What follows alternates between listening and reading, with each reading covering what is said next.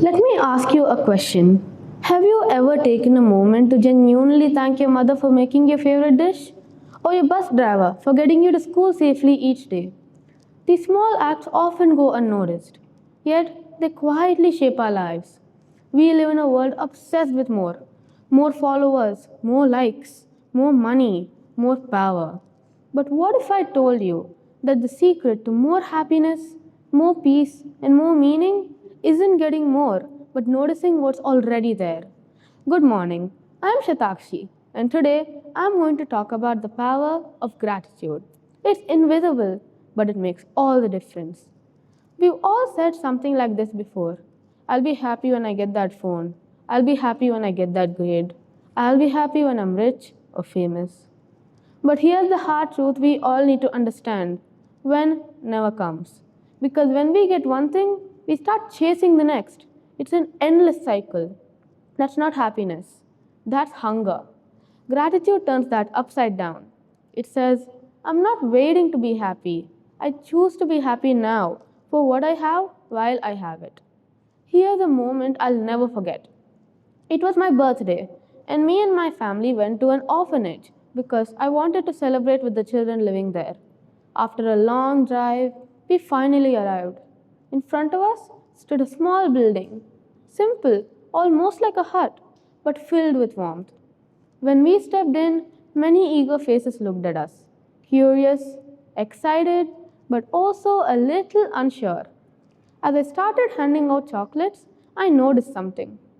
Before taking them, the children looked at me as if asking for permission. I didn't understand. My friends would just grab them out of my hands without a second thought. Why weren't these children doing the same thing? It shook me for a moment. I realized how easily we grab chocolates from our refrigerators, but for them, it really wasn't as simple. You see, I'm not talking about chocolates. I'm talking about lives. There's children out there that don't have parents, and here we are, worrying about toys and phones and grades. On the way back home, my mom said, thank God and be grateful for everything you have. That's when gratitude stopped being a word and became a way of seeing. Here's where it gets real.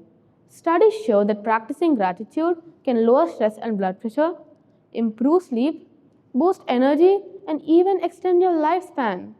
But gratitude isn't just some science lesson. It teaches your brain to find light, even on dark days.